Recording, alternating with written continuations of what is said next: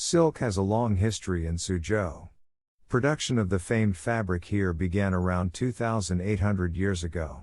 Silk Factory No. 1, opened in 1926 and today serves as a museum to the craft, offers an inside glimpse at the strange, fascinating process of silk making. It's true, silk is spun by worms.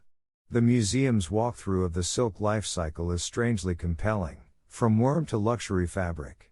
You'll watch silkworms eat mulberry leaves and spin their cocoons.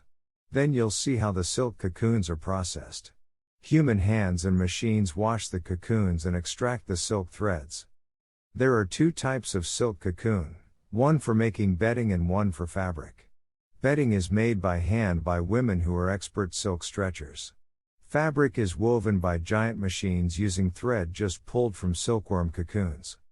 And, of course, an extensive selection of bedding, clothing, and gifts is sold in the museum. Prices are competitive with anywhere in Suzhou, and the proceeds help support the museum.